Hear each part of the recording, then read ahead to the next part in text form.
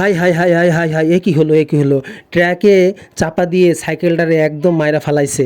দেখতে পাচ্ছেন প্রিয় দর্শক শ্রোতা, এই মুহূর্তে চুয়াডাঙ্গা জেলার নীলমণিগঞ্জ বাজারে সাইকেল ছিল এক সাইডে, কিন্তু ট্র্যাকওয়ালা কি করেছে, এত সাইড থাকতেও সাইকেলের ওপর দিয়ে ট্র্যাকের চাকা চালাই দিছে এবং পেছনে আরেকটি মোটরসাইকেল ছিল, সেই মোটরসাইকেলের বাঙ্কার ভেঙে গিয়েছে।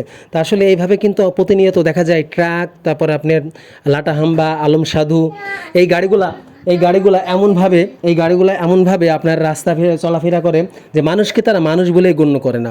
হ্যাঁ, মাঝে মধ্যে পেপার, পত্রিকা, টিভি খুললেই দেখা যায় যে ট্রাকে অথবা লাটাহাম্বা অথবা আলম সাধুতে অনেক মানুষ এভাবে নিহত হয়। তা আসলে আমি এজন্য যারা লাটাহাম্বা, ট্রাক এবং আলম সাধু চালায় তাদেরকে বলবো যে আপনারা সতর্কতার সাথে চালাবেন এবং যারা এভাবে বেপরোয়াভাবে গাড়ি চালায় তাদের জন্য অবশ্যই আমাদের বাংলাদেশে একটি আইন প্রয়োগ করা খুবই জরুরি। তাই আমি যারা প্রশাসনের লোক আছেন তাদের দৃষ্টি আকর্ষণ করে বলছি যে মাঝে মধ্যে আপনারাও কিন্তু জানেন এভাবে হাজার হাজার দুর্ঘটনা আমাদের বাংলাদেশে ঘটে যাচ্ছে। তা এমন একটা কঠিন পদক্ষেপ নেওয়া হোক তাদের বিরুদ্ধে, তারা যেন রাস্তাঘাটে গাড়ি চালালে খুব সাবধানের সাথে গাড়ি চালায় এবং মানুষ দেখে শুনে যেন তারা গাড়ি চালায়। মাঝে মধ্যে দেখা যায় যে রাস্তায় এত সাইড থাকার পরও মনে হয় রাস্তার সাইড দিয়ে মানুষের গায়ের ওপর চাকা তুলে দিতে পারলে তারা বাঁচে।